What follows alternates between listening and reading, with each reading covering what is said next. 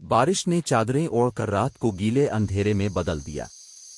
छोटा स्टेशन तकरीबन वीरान था मेरे लिए और एक बुजुर्ग स्टेशन मास्टर के लिए जो बमुश्किल अपने अखबार से झांकते थे। टिकट काउंटर के ऊपर की डिजिटल घड़ी रात 11:45 पर पलक झपकती है। मैंने सर्दी से कपकपाते हुए अपने कोट को अपने गिर्द मजबूती से जकड़ लिया। रात की आखिरी ट्रेन लेट हो चुकी थी और मैं अपने रास्ते पर जाने के लिए बेताब था। आखिरकार बारिश के दौरान हेडलाइट्स छेद गईं और पुरानी खस्ता हाल ट्रेन एक बहरे चीख के साथ स्टेशन में दाखिल हुई। स्टेशन मास्टर ने ऊपर देखा। खौफ और हैरत की आमेजिश से इसकी आंखें फैल गईं। दी फैंटम ट्रेन, वो अपनी सांसों के नीचे बुड़बुड़ाया। इससे पहले कि मैं इससे पूछ पाता कि इसका क्या मतलब है, ट्रेन के दरवाजे सस्कारी के साथ खुल गए और मैं बारिश से बचने के लिए तेजी से सवार हो गया। अंदर ट्रेन की रोशनी मध्यम थी और खौफनाक खामोशी थी। हवा एक तेज बदबू के साथ मोटी थी और नशिस्तें धूल की एक पुतली तह में ढकी हुई थी। मुझे पीछे के करीब एक नशिस्त मिली। किशन मेरे वजन के नीचे झक रहा था। जैसे ही ट्रेन आगे बढ़ी, मैंने एक अजीब सा एहसास महसूस किया, जैसे किसी और वक्त में कदम रख रहा हूं। मैंने चारों तरफ नजर दौड़ाई, देखा कि दूसरे मुसाफिर अजीब लिबास पहने हुए लग रहे थे, जैसे वो किसी दूसरे दौर से ताल्लुक रखते हों। लंबे पुराने तर्ज के लिबास में ख्वातीन और बॉलर टोपी और सूट में मर्द। उनके चेहरे पीले थे और उनकी आंखों में दूर खोखली नजर थी।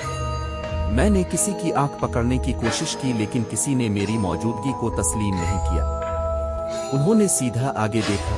उनके तासुरात खाली थे। जैसे ही ट्रेन रात भर चलती रही, खिड़कियां धुंध में पड़ गईं और बाहर का मंजर धुंधला रही थी। पटरियों पर पहियों की ताल की आवाज सिर्फ एक ही आवाज थी, जो कभी कभार हल्की मातमी सीटी के जरिए वक्फे वक्फे से बजती थी। मैंने वक्त गुजारने के लिए अपना फोन निकाला, लेकिन वो मर चुका था। अजीब, मैंने घर छोड़ने से पहले उसे मुकम्मल तौर पर चार्ज कर लिया था। अचानक लाइट्स टिमटिमा गईं और दर्जा हरारत तेजी से गिर गया। मेरी सांस नजर आने वाले पिफोहे में निकल आई और मैंने गर्मजोशी के लिए अपने हाथों को मिलाया। माहौल गहरा होता गया और गाड़ी पर एक जाबिराना खामोशी छा गई। मैंने सरगोशियों को नर्म और नाकाबिल फहम हवा में तैरते हुए सुना। वो मेरे चारों तरफ से आते दिखाई दे रहे थे, फिर भी मैं किसी को बोलता नहीं देख सकता था। बढ़ती हुई बेचैनी महसूस करते हुए मैंने दूसरी गाड़ी में जाने का फैसला किया। जैसे ही मैं खड़ा हुआ, मैंने कुछ अजीब देखा। खिड़की में मेरा अक्स मेरी हरकत से मील नहीं खाता था। इसमें ताखीर हुई।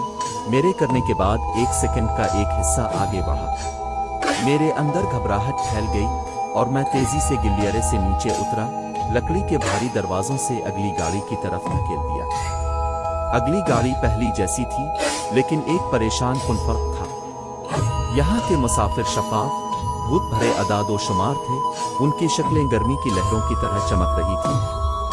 वो खाली नजरों से मेरी तरफ देखने लगे और मैंने अपने सीने में एक सर्द खौफ महसूस किया।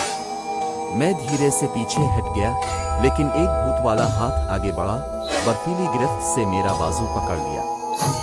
तुम्हें यहाँ नहीं होना चाहिए, मेरे कान में आवाज आई। ये एक औरत की आवाज थी, नर्म मगर ठंडक।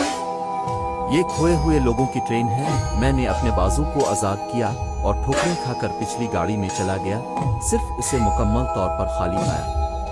कभी धूल भरी सीटें अब पुरानी थीं और मुसाफिर गायब हो चुके थे। रोशनियां फिर से टिमटिमा उठी और ट्रेन पुरतशद्दुद से लरज उठी, जैसे वो हकीकत के ताने बाने को फाड़ रही हो।